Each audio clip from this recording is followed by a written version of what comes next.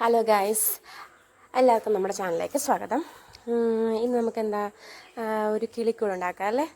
അപ്പോൾ നമുക്കെന്തിനും കിളിക്കൂട് ഉണ്ടാക്കാം. അപ്പോൾ അച്ഛൻ നമുക്ക് ചകിരി കുറുമ്പൊക്കെ വെച്ചിട്ട്, അതായത് ചകിരിയുടെ നമ്മൾ ചകിരി അലിക്കുമ്പോഴുള്ള വേസ്റ്റില്ലേ, അതാണ് ചകിരി കുറുമ്പ്. ആ ചകിരി കുറുമ്പ് വെച്ച് ചെറിയൊരു കുരുവിക്കൂട് പോലെ സെറ്റ് ചെയ്ത് തരാമെന്ന് പറഞ്ഞ് അങ്ങനെ പിന്നെ സെറ്റ് ചെയ്തുകൊണ്ടിരിക്കുകയാണ്.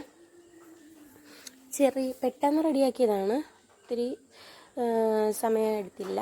അങ്ങനെ ചകിരിയൊക്കെ വെച്ച് ഒരു കുഞ്ഞു കിളിക്കൊക്കെ ഇരിക്കാൻ പറ്റുന്ന രീതിയിൽ ഉണ്ടാക്കി. അപ്പോൾ നമുക്കിപ്പോൾ മഴക്കാലമൊക്കെ അല്ലേ, അപ്പോൾ കിളികളൊക്കെ നനഞ്ഞ് ഒക്കെ പിന്നെ ഇരിക്കുന്നത് നമുക്ക് കാണാൻ പറ്റും.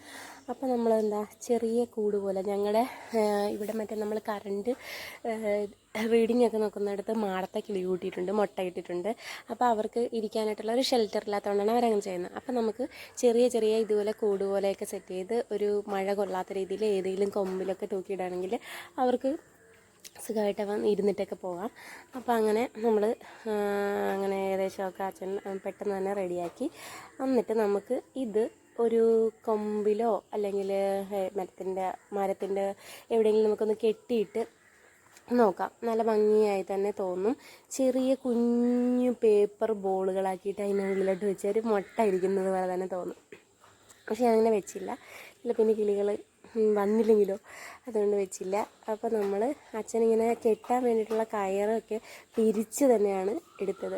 പിരിച്ചെന്ന് വെച്ചാൽ നാടി എടുക്കില്ലേ, അങ്ങനെ എടുത്താണ് കെട്ടിയത്.